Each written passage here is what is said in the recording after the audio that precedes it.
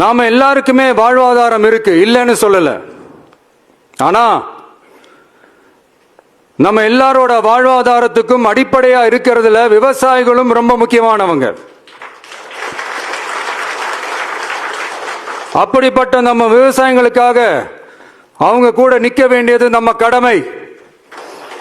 அந்த கடமையை நாம சரியா செஞ்சே ஆகணும்.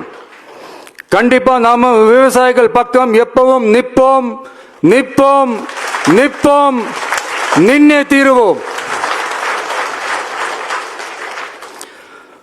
பரந்தூர் விமான நிலைய பிரச்சனை தொடர்பா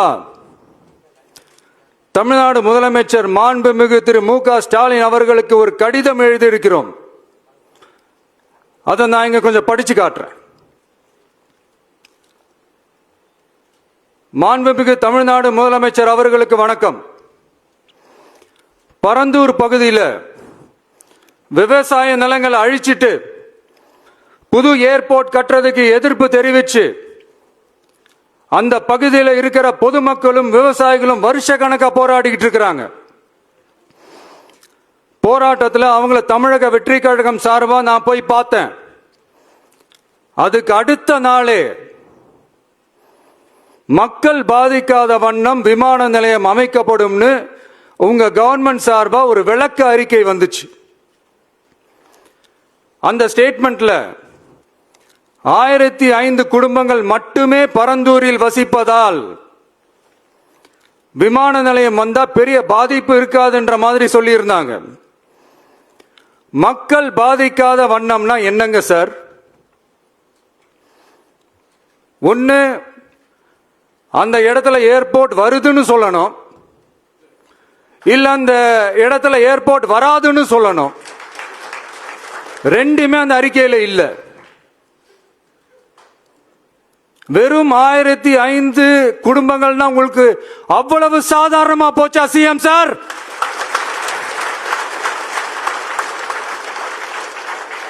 $15,000 மக்கள், அந்த மக்களும் நம்ம மக்கள் தானே. ஏன் அந்த அக்கறையோ அந்த மனிதாபிமானமோ உங்ககிட்ட இல்ல?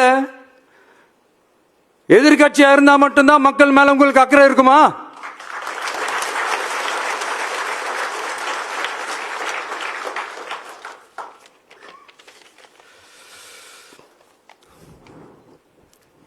நூற்றுக்கணக்கான ஏக்கர் விவசாய நிலங்களை,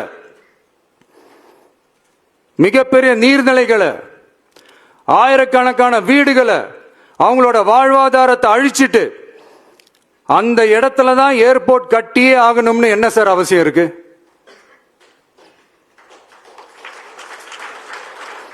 அப்புறம் எப்படி சார் நீங்க உங்களை மக்களின் முதல்வர்னு நான் கூசாம சொல்றீங்க?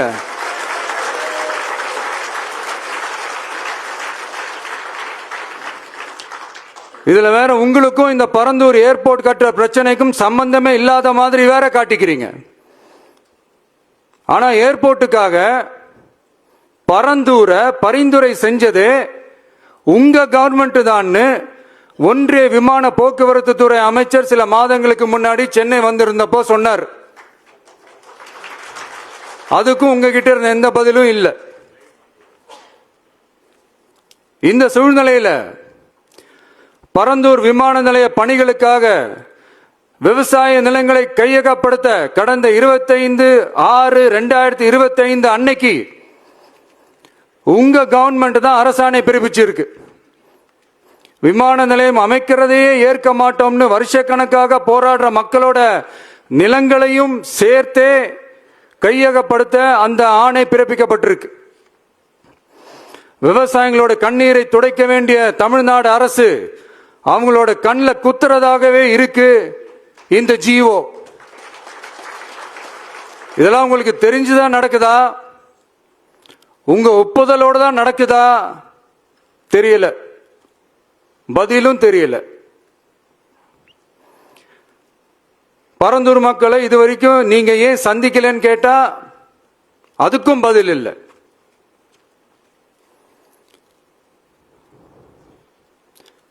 நான் இந்த பரந்தூர் போராட்டக்காரங்க அந்த மக்களை ரீசெண்டா நான் சந்திச்சேன்.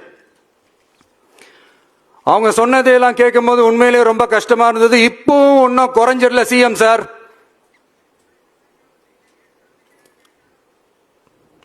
சாதி மதம் கடந்து தங்களோட குடியிருப்புகளை, விவசாய பூமியை, வாழ்வாதாரத்தை, நீர்நிலைகளை காப்பாத்த ஒன்னா நின்னு போராடிட்டு இருக்கிற பரந்தூர் பகுதி விவசாய பெருங்குடி மக்களை தயவு செஞ்சு நீங்க நேர்ல சந்திச்சு பேசுங்க.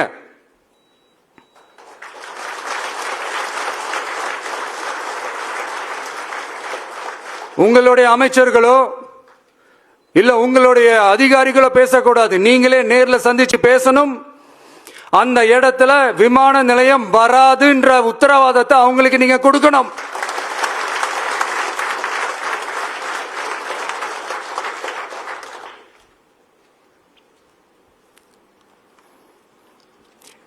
இதையெல்லாம் நீங்க செய்யாம எல்லாத்தையும் கடந்து போகணும்னு நீங்க நினைச்சீங்கன்னா பரந்தூர் பகுதி விவசாய மக்களையும் பொதுமக்களையும் நானே அழைச்சிக்கிட்டு வந்து தலைமை செயலகத்தில் உங்களை நேர்ல